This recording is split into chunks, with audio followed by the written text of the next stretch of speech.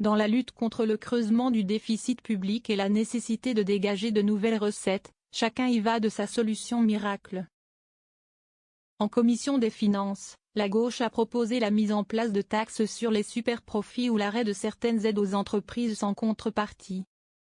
Ce dimanche 20 octobre, dans la Tribune Dimanche, une vingtaine de députés Renaissance mettent une autre idée sur la table, que l'État cède 10% de ses parts dans des sociétés cotées.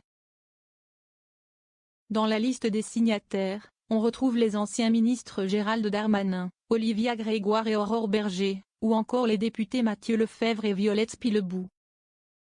Selon eux, des participations dans lesquelles l'État lui-même ne comprend plus vraiment ni son rôle ni sa mission doivent être vendues.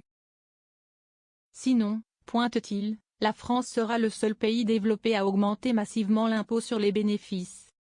Notre pays est malade de ses dépenses et il a un besoin pressant de réformes qui transforment son modèle économique et social.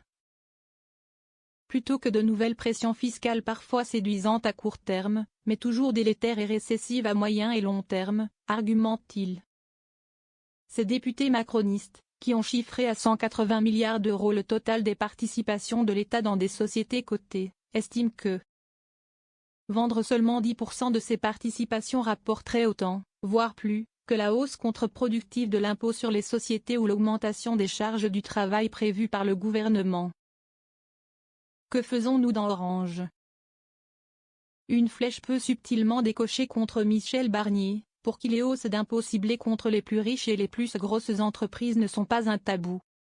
En pleine préparation du budget pour 2025, et alors que les députés entament lundi l'examen en hémicycle du projet transmis par le gouvernement, cette attaque en règle n'a rien d'anodin. La vingtaine de signataires de la Tribune annonce en effet vouloir déposer un amendement allant dans le sens d'une cession de certaines participations de l'État. Au 1er octobre 2024, la valeur totale des participations de l'État dans des sociétés cotées s'établissait selon Bercy à 52 milliards d'euros dont 11 milliards dans Airbus, 10,3 milliards pour Safran et 9 milliards dans Engie. Que faisons-nous encore dans Orange, Stellantis, la FDJ? Interroge-t-il. Les participations dans Orange, 13,4% du capital, et la FDJ, 21,1%, représentent ainsi 5,1 milliards d'euros. Et puisque ce budget est un budget d'effort, il nous semble évident que l'État lui-même doit être exemplaire, poursuit-il, expliquant vouloir faire mincir un peu l'État actionnaire.